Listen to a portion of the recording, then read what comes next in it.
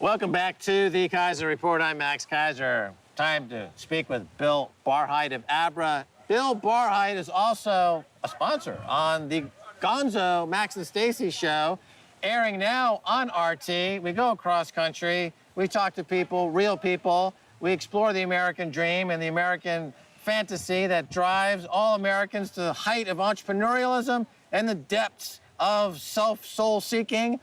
Bill, welcome back. Thank you. Wow, I can't top that. That's awesome. So thrilled to be back.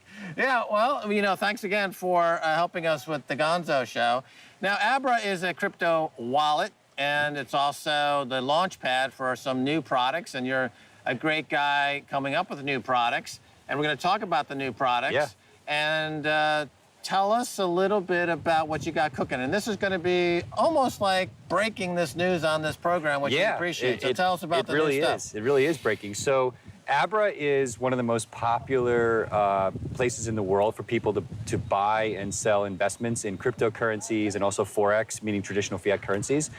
Today, we're announcing that we've extended the Abra investment app to be able to invest anywhere in the world in traditional stocks, ETFs, exchange-traded funds like the NASDAQ or the S&P 500, for example, or the NASDAQ 100, gold ETFs.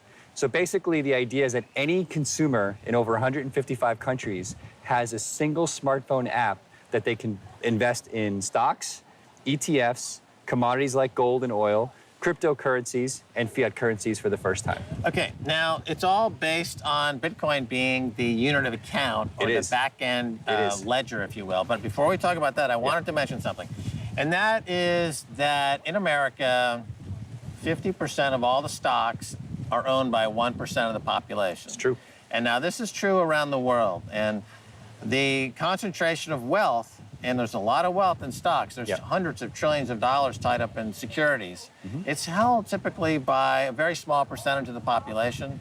And to democratize that is something very special, because we're entering in an era where people are saying, let's bring back socialism, let's bring back universal income, or let's introduce universal income as a way to try to balance the scales.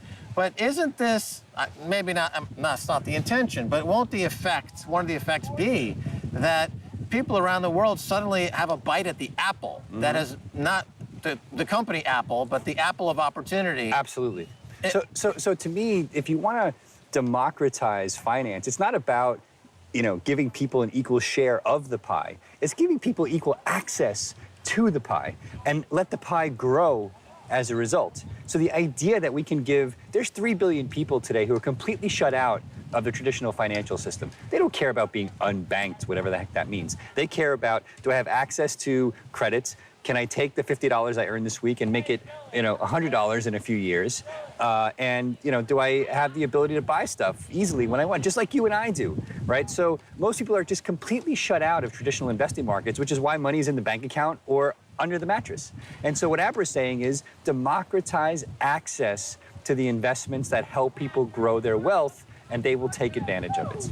Right. A lot of people don't like Bitcoin. You know, they think it's too weird, and they don't want to be involved with it. But they understand these huge corporations and the growth that they've had, and they wish that they could participate in that market. Well, I actually see that a little differently. I think what we're doing is actually going to create a halo effect for people to put 5% of their income in Bitcoin, because we're going to get a lot of users who are putting money in stocks and commodities for the first time, because we're giving them a trivially easy way to do it. But we're also going to be educating them that, hey, you probably should put 5% of your net worth, even if it's $10, right. So into Bitcoin. It's a gateway drug, Bill. Let's be honest.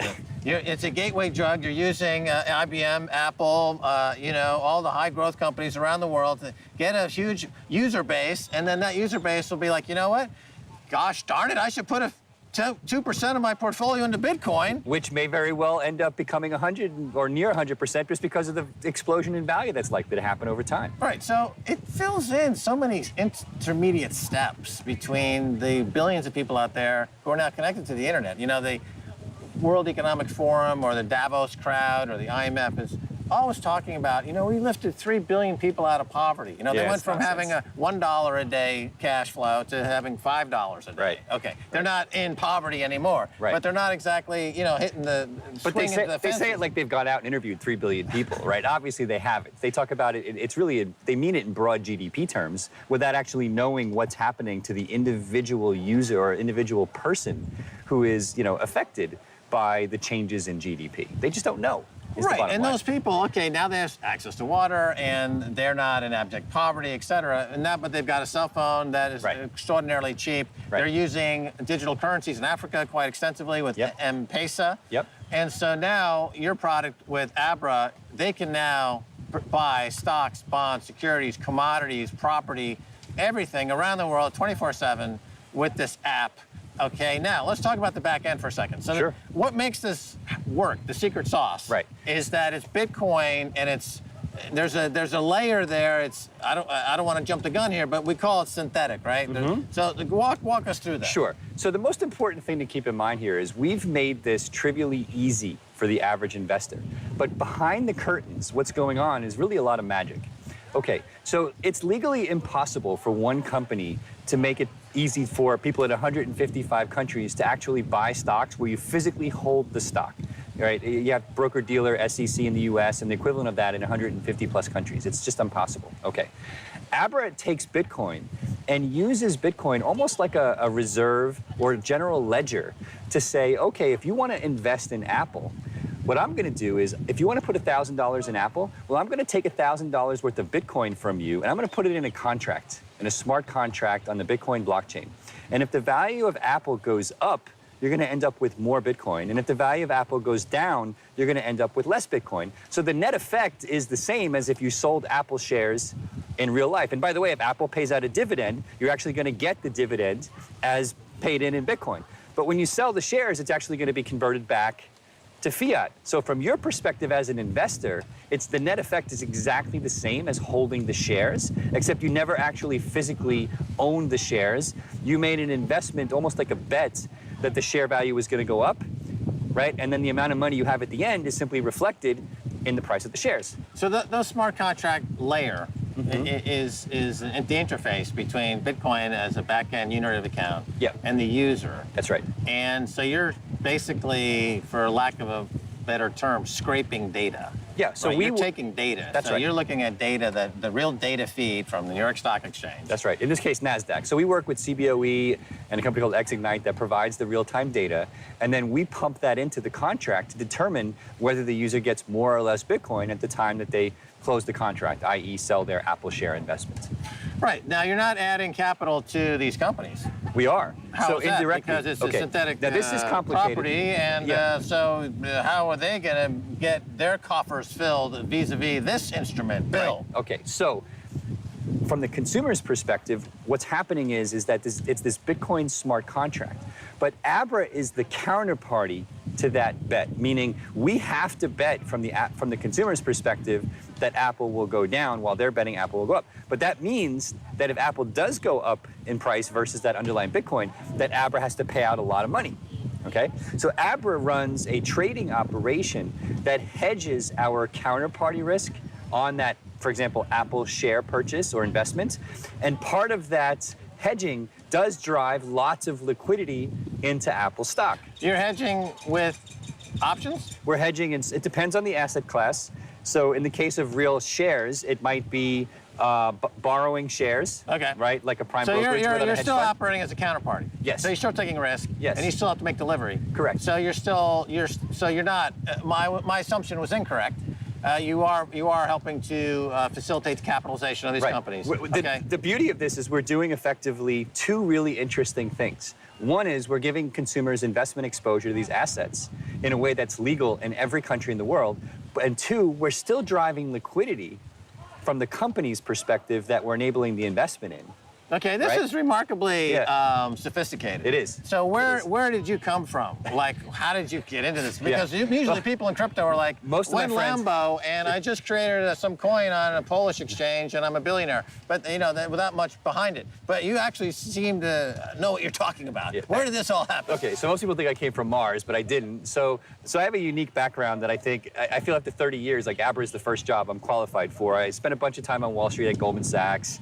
I worked at Netscape on early days of the internet. I was involved in SSL and setting up early certificate authority. So I understand crypto, you know, programmer, computer scientist. So I'm Protocols. I know how to bring all of these together in a unique way to create the financial engineering aspect of it, as well as the technology aspect of it. And we've built an awesome engineering team at Abra, as well as a trading team, and we've combined the two to basically create a new banking system that takes advantage of Bitcoin. So when is this launching? Tell us about that. We're starting signups today, and over the next couple of weeks, we'll start the turn-on process to get people into the system. It's going to take a few weeks for it to be fully live.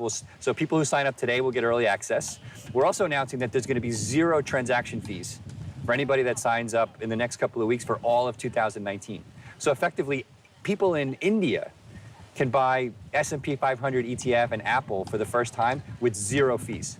So this will all be launched over the next few weeks. So people should start signing up now, and they'll get an email when it's their turn to join. Competitively speaking, so what comes to mind would be like a Robinhood app. Yeah.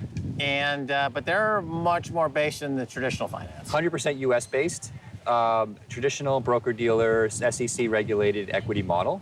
What Abra the regulations, because these are synthetic securities. That's they're kind what of makes like Abra bypassing a whole layer of that. All the things you've espoused about why Bitcoin is so important. Yeah. Abra is realizing now, but in the background, so that the consumer doesn't have to understand the complexity, all the legal benefits, all of the.